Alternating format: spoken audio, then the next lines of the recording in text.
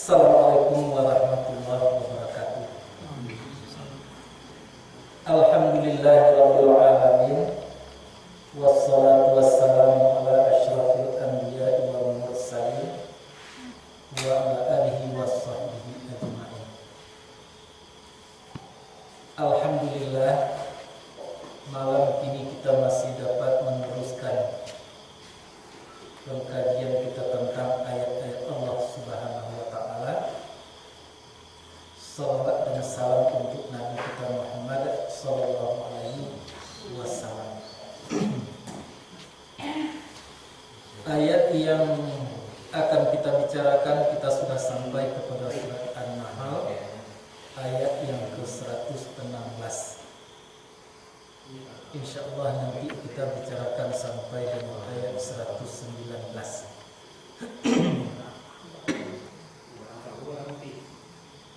A'udzu billahi minasyaitonir rajim. Wala taqulu lima tasifu alsinatukumul kazib. Dan janganlah mengatakan kamu bagi apa yang mensifati lidah kamu akan kebohongan. Haza halalun wa haza haram. Yang ini halal dan yang ini haram. Litaftaru 'alallahil kazib. Karena hendak mengada-adakan kamu atas Allah akan kebohongan. Innallazina yaftaruna 'alallahil kazib. Bahwasanya orang-orang yang mengada-ada atas Allah akan kebohongan, la yuflihun, tidaklah beruntung mereka. Mata'un qalil, kesenangan yang sedikit itulah yang akan mereka dapatkan. Walahum azabun alim, dan untuk mereka itu azab yang pedih. Wa 'alal ladzina hadu harramna ma qasasna 'alaika min qabl. Dan atas orang-orang Yahudi telah mengharamkan kami akan apa yang telah menceritakan kami atas engkau dari masa dahulu atau dari sebelumnya. Nah, itu ada di dalam surah Al-An'am, kita temui apa-apa yang diharamkan kepada Yahudi itu oleh Allah Subhanahu wa taala, ayat yang ke-146 kalau tidak salah. Wa ma zalamnahum, dan tidaklah aniaya kami akan mereka Yahudi, walakin kanu anfusahum yazlimun, dan tetapinya adalah mereka itu terhadap diri mereka zalim mereka.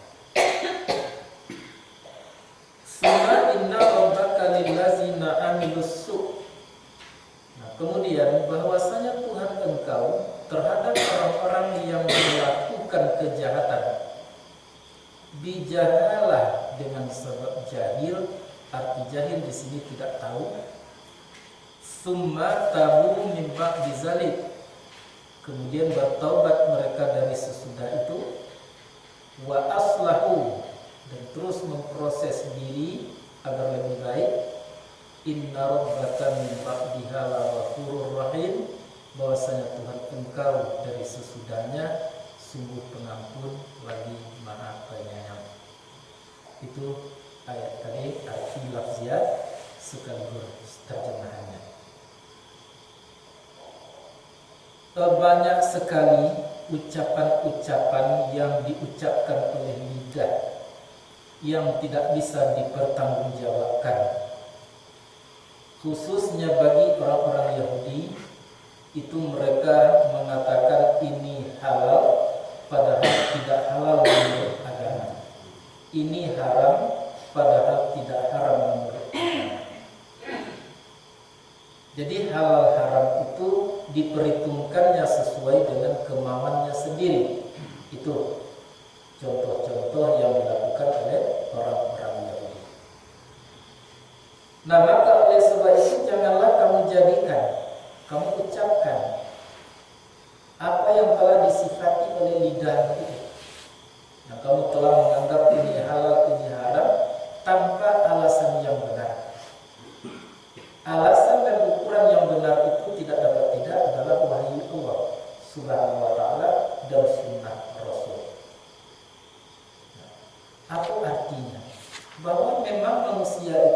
suka mengedepankan ini benar, ini tidak.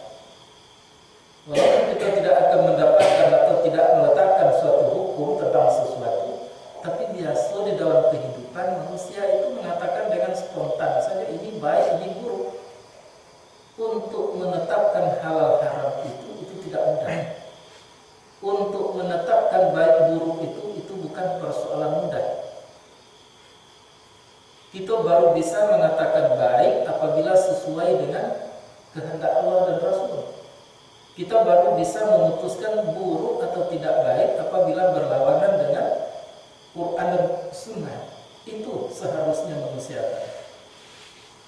Jadi orang-orang Yahudi tidak seperti itu, yang menetapkan halal haram itu sesuai dengan seleranya masing-masing. Sebagaimanapun umat Islam terjebak ke dalam hal yang seperti itu. Di dalam memutuskan baik buruk dalam kehidupan selalu mengacu kepada kemauan masing-masing dirinya. Itulah yang disebut kesesatan yang tersembunyi. Misalnya, kalau kita katakan bahwa kita hidup di permukaan bumi tidak mencari yang diingini, itu seolah-olah sulit diterima. Setiap orang mencari yang diingini. Tapi persoalannya yang diingini itu apa? Sesuaikah dengan ketentuan Allah dan Rasulnya atau tidak? Itu yang jarang diperhitungkan. Sehingga manusia itu terjebak hanya untuk mencari yang diingini. Kebenaran lepas daripada kebenaran Allah Subhanahu wa ta'ala.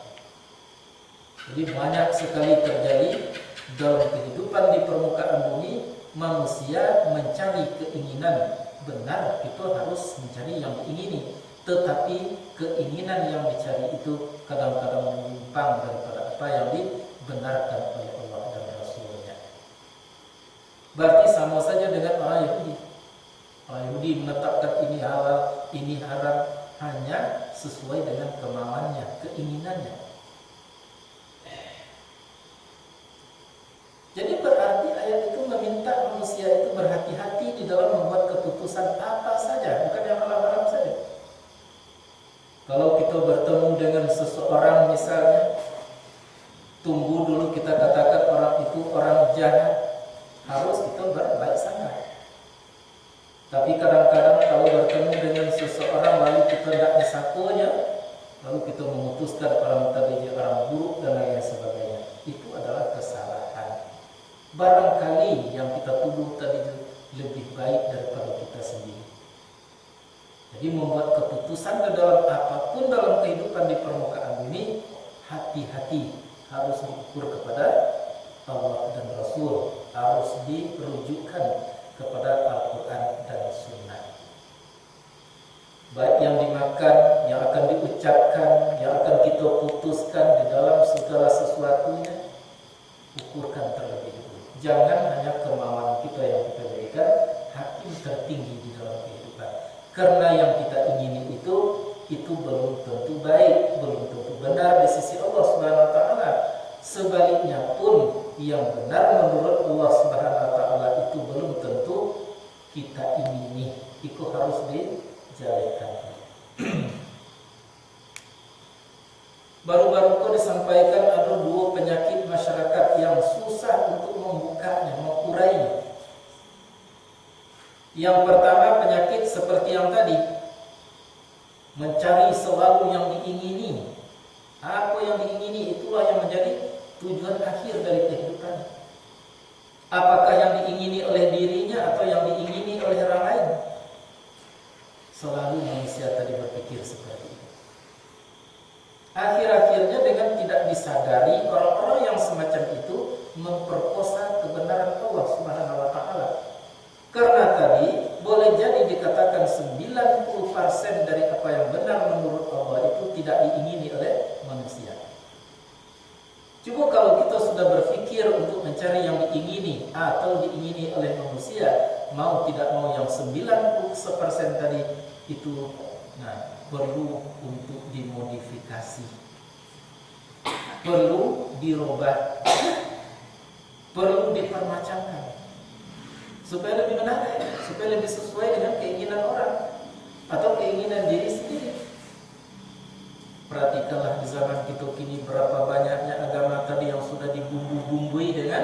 yang akan membuat manusia itu menjadi ingin kepada itu.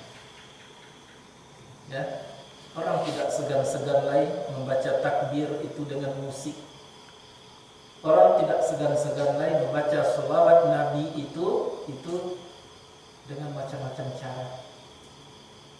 Bahkan subhanallah, nanti ayat Al-Quran didendangkan nanti akan mungkin pakai musik, ya, pakai band nanti orang baca Al-Quran supaya lebih menarik. Itu akibat karena manusia memfokuskan pemikirannya kepada apa yang diingini oleh dia sendiri atau oleh manusia yang lain. Sampai-sampai kepada hal-hal yang menyangkut dengan sarana agama, pikiran tidak lebih daripada mencari apa yang diinginkan. Nah, kita bukan dilarang seperti itu tadi, boleh mencari yang diinginkan, tapi harus dirujukkan kepada Al-Quran dan Sunnah. Apakah benar menurut Allah yang diinginkan itu atau tidak? Itu kunci. Penyakit pertama di akhir zaman kini sudah merajalela penyakit itu. Ya. Jadi kalau seperti kita kini mengaji serius-serius saja itu kurang menarik, ya akui. Mengapa? Karena memang tidak sesuai dengan keinginan agama. Kalau kita mengaji 2 kali dari Sanjo tadi sampai kini, lalu kali mengaji itu memang itu tidak menarik. Apa sebab? Karena itu tidak sesuai dengan keinginan. Tapi coba kita hadirkan berbagai macam hal yang menarik perhatian, itu baru tertarik. Itulah salah satu sebab bahwa acara-acara agama itu membosankan. Mengapa? Karena yang diingini oleh diri itu pasti akan berakhir dengan kebosanan.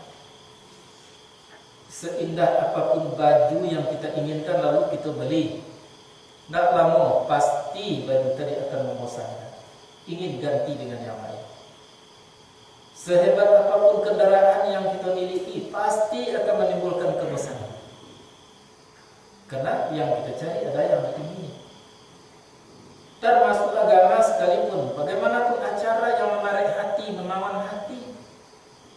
Namun kalau kebenaran tidak dibumbui dengan kebenaran, maka justru akan berakhir dengan muak, dengan bosan. Jadi kalau andai kata manusia itu sudah memperturutkan apa yang diingini oleh dirinya atau diingini oleh orang lain, maka agama nanti akan terkontaminasi, agama nanti akan rusak, agama nanti tidak akan asli, akan berubah agama tadi sebagai pikiran manusia. Akhir-akhirnya agama tidak lagi memperbaiki pikiran, tetapi pikiranlah yang akan memperbaiki agama. Bisa dipahami? Itu jadinya pikiranlah yang akan memperbaiki agama, bukan agama yang akan memperbaiki pikiran. Nafsulah yang akan mempengaruhi agama, bukan agama yang akan mempengaruhi nafsu. Itu sebab tadi kita sebut suatu penyakit yang amat sangat berbahaya sekali. Tapi garis bawahi, bukan berarti kita tidak boleh mencari yang diinginkan di dalam beragama, tetapi rujukkan secepatnya kepada Al-Quran dan Sunnah. Nah, itu.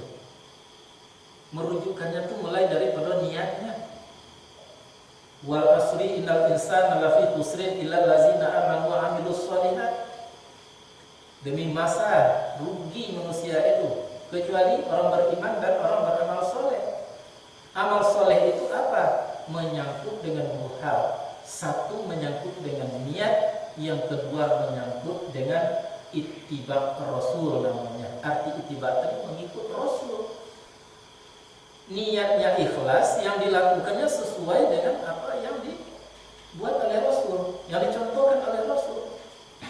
Itu kebaikan. Itu namanya soleh.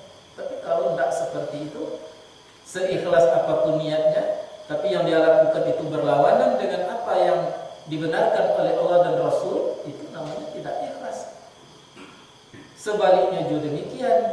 Sebaik apapun yang dia lakukan, sesuai dengan tuntunan Allah dan Rasul, tapi niatnya tidak beres, itu juga tidak ikhlas, orang merugi. Nah, jadi maka untuk itu di dalam kehidupan kita harus berhati-hati memperturutkan apa yang kita ingini, apa yang kita maui dalam kehidupan, perlu dua kategorinya, yaitu ikhlas, satu niat, dan keduanya menyangkut dengan perbuatan itu sendiri, sesuaikah dengan kehendak Allah dan Rasul atau tidak. Nah, orang itulah nanti yang akan beruntung, kalau tidak merugi. Itu penyakit yang pertama. Nah, penyakit yang kedua yang paling berbahaya itu adalah kesombongan tadi. Ya, kesombongan itu sifat-sifat yang dilahirkan oleh kesombongan itu banyak sekali. Kesombongan akan melahirkan sifat ria. Yang ria itu adalah suka di muka, lemah di belakang. Kalau yang hebat awak, kalau yang gagah awak, yang santiang awak, banyak sekali awaknya di dalam kehidupan kita. Dalam harian sehari 50 kali awaknya. Kalau tak di awak, kalau tak saya, kalau tak aku, tak ada lalu. Siapa aku? Itu adalah orang-orang sombong. Itu berbahaya. Dan kemudian orang-orang sombong itu akan melahirkan nanti sifat iri. Jadi salah satu kesombongan itu adalah melahirkan sifat iri, tidak senang melihat orang lain, tidak suka melihat orang lain. Orang Makkah itu dulu kesombongannya luar biasa. Abu Jahil itu sombong. Nah, lalu datang keiriannya kepada Muhammad SAW. Mengapa Muhammad di muka? Ya, Muhammad itu tidak ada punya kelebihan. Muhammad itu hanya kekurangannya yang ada dari mulai dalam kandungan. Muhammad itu sudah berkekurangan. Ayah tidak ada, ketik baru ibu mati, hidup di dalam asuhan orang lain, miskin di waktu lahir. Lalu hanya bintang yang bisa menerangi rumah Aminah waktu itu melahirkan Nabi Muhammad SAW. Nilailah Muhammad tadi dari sisi itu. Akhirnya Abu Jahil menyatakan pada dirinya, apa Muhammad itu? Lalu lagi itu Muhammad. Begitu yang lain-lain sombong. Maka lahirlah dari kesombongan tadi itu untuk merebut apa yang dimiliki oleh Muhammad. Kalau Muhammad tadi itu didengar pembicaraannya oleh orang lain, itu ingin direbut. Akhirnya Muhammad difitnah, diburuk-burukkan, dizalimi, supaya pindah penghargaan tadi kepada dirinya sendiri. Lahirlah nabi-nabi palsu, Musailamah al-Kazzab, seorang yang merebut Nabi Muhammad SAW. Popularitas Nabi Muhammad itu karena kecemburuan dan karena keiriannya kepada Nabi Muhammad SAW. Lihatlah di dalam berbagai macam situasi, Muhammad SAW itu ibarat seperti anti mumbung buat pedulungan. Masuk karuang lain, masuk etongan indah. Keluar tidak mengganjili, masuk tidak menggenapi. Itulah Muhammad SAW pada mulanya di negeri Makkah. Mengapa? Karena di sekitarnya penuh dengan orang-orang sombong-sombong yang merasa baik, yang merasa hebat, yang merasa inilah yang patut diikut. Itu. Sehingganya Nabi mengatakan, man kana fi qalbihi zarratan minal kibriya, siapapun orangnya yang ada kesombongan sebesar zarah di dalam dadanya, tidak akan bisa masuk ke dalam surga. Entah kok masuk jarum untuk ke lubang jarum. Bila Nabi. Jadi hati-hati. Untuk mengikis habis kesombongan itu tidak mudah. Perlu pengkajian itu. Ya. Nah, namun diberitakan saja seperti nanti besok kita bebas dari kesombongan, belum bisa. Didengar pengajian seperti itu, oh, berbahaya kesombongan itu, nanti kita tidak akan sombong lagi. Belum tentu.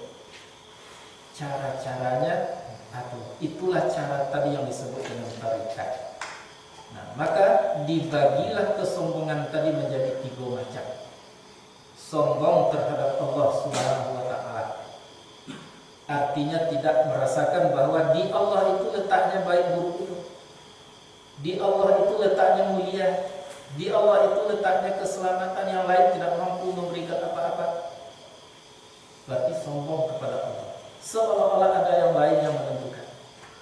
Itu maka kita dituntut untuk membaca setiap kali sudah salat, Allahumma antas salam wa minka salam wa ilaika ya'udus salam fahayyana rabbana bis salam wa adkhilna jannata daraka darus salam tabarakta rabbana wa ta'alaita ya zal jalali wal ikram. Walaupun itu dibaca tapi tidak mengerti, tidak paham, maka kesombongan akan tetap ada di dalam diri seseorang. Untuk menghilangkan kesombongan kepada Allah itu banyak-banyaklah bertafakur. Lihatlah keagungan Allah yang tak berbatas. Perhatikanlah kebesaran Allah yang tak berhingga. Lihatlah kekuasaan Allah yang tak bisa ditolak. Iza aradallahu syai'an faqala lahu kun fayakun. Apabila Allah menghendaki sesuatu tidak perlu bantuan, cukup hanya dengan kalimat kun, jadi bumi, langit dan beserta isinya jadi sekali. Begitu juga yang dikehendakinya kemudian cukup, tak perlu bantuan, cukup dengan kalimat kun. Semakin tampak dan semakin jelas di dalam renungan kita bahwa memang segala sesuatu itu beradaannya di tangan Allah, maka justru kesombongan terhadap Allah itu akan mulai berkurang, akan mulai hilang di dalam hati. Akhirnya kita hanya akan berserah diri kepada Allah Subhanahu wa taala. Nah, yang keduanya kesombongan terhadap Nabi. Nabi itu kinilah mati. Aplikasinya kesombongan terhadap Nabi itu adalah kepada Al-Quran. Tidak menghargai Quran, tidak mengharapkan petunjuk Al-Quran, tidak berkeinginan kepada Al-Quran, itu kesombongan. Ya, seolah-olah ada yang diharapkan di Quran itu. Nah, yang dibanggakan apa? Mungkin titelnya, mungkin kekayaannya, itulah yang akan menyelamatkan, dirasakan. Ya, mungkin keberadaannya sebagai sianu, aku tadi. Itu yang mereka rasakan, bukan kelebihan Al-Quran yang dirasakan. Itu kesombongan terhadap Al-Quran. Nah, maka untuk menghilangkan dan membebaskan diri daripada kesombongan terhadap Al-Quran itu, tidak ada jalan lain selain daripada apa yang dikatakan oleh Al-Quran itu, ya, lihatlah kebenarannya. Inna fi khalqis samawati wal ardi wa ikhtilafil laili wan nahar la ayatin li ulil albab. Bahwa sesungguhnya ciptaan langit dan bumi, pergantian siang dan malam, sungguh itu adalah menjadi bukti tentang Allah Subhanahu wa taala bagi orang-orang yang berakal. Lalu dijelaskan siapa orang berakal itu? Allazina yazkurunallaha qiyaman wa qu'udan. Orang-orang yang berzikir mereka, yang ingat mereka di waktu berdiri, di waktu duduk, dan di dalam pembaringan. Tidak boleh kita dengarkan ayat itu hanya apa adanya. Berzikir di waktu berdiri, lalu sebut la ilaha illallah atau Allah sambil tegak. Belum tentu itu maksud ayat. Namun boleh saja. Kadang-kadang kan ada itu diwajibkan kepada jamaah, kepada murid untuk kalau zikir itu berdiri atau duduk atau berbaring. Alasannya ayat tadi itu berdiri di situ banyak artinya tuh, bukan berdiri fisik saja tapi aktif. Ya, berdiri. Keberadaan itu tadi benar, berdiri. Jadi kalau kita sebut la ilaha illallah, benar-benar dalam hati kita merasakan Allah. Itu berarti kita berdiri. Nah, bukan badan saja yang harus berdiri. Kalau andai kata badan yang harus berdiri menyebut yazkurunallaha qiyaman wa qu'udan tadi, berarti orang lumpuh tidak akan pernah masuk ke dalam surga. Mengapa? Karena dia tidak bisa berdiri. Logika perlu dalam pengajian. Dan pengajian tadi hanya apa adanya saja. Banyak itu orang yang terseret untuk melihat ayat itu dari satu sisi. Ya, kalau zikir harus berdiri, kalau zikir harus duduk, kalau zikir harus berbaring. Padahal zikir itu dimanapun tempatnya, haitsu ma kunta, tegak, berdiri, duduk, segala macamnya, yang pada pokoknya prinsip awalnya tadi adalah qiyaman, berdiri, aktif, lahir batin kita terhadap Allah Subhanahu wa taala. Nah, maka dalam pengajian majelis ta'lim itu kita diantarkan, ia dibaca dengan lidah, la ilaha illallah kata lidah, Allah Allah kata hati. Bayangkan kalau la ilaha illallah kata lidah, kalau kita ukur dengan waktu dalam 1 menit berapa kali kita bisa menyebut la ilaha illallah? Taruhlah 20 kali. Dengan copek kita baca. Kemudian hati kita menyebut Allah Allah. Kira-kira berapa kali hati kita bisa menyebut Allah Allah di dalam 1 menit? Tidak 20 ada. Mungkin 2 kali. 2 kali lipat. Akhirnya tidak bisa diikuti lagi oleh bacaan lidah tadi apa yang disebut oleh hati. Tinggal bacaan lidah yang ada hanya Allah Allah Allah Allah dalam hati. Bayangkan kalau Allah Allah yang dibaca oleh hati mungkin 200 kali dalam 1 menit, berapakah agaknya yang dirasakan oleh jiwa kita sendiri tentang keagungan Allah Subhanahu wa taala itu dalam 1 menit? Itu miliaran jumlah. Jadi la ilaha illallah itu punya ukuran, punya waktu, butuh perhitungan, butuh kemampuan.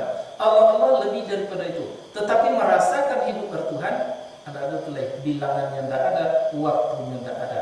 Maka jelas-jelas disebut dalam batang kaji, gerak nyawa itu 120 kali dalam senapas. Maka siapa yang berzikir dengan khafi, dengan merasakan dalam 1 gerak nafas tadi dapat pahala setamat Al-Quran. Jadi 1 kali bernafas kata ke bawah berarti 120 kali tamat Quran, tersedia pahala dari sisi Allah Subhanahu wa taala.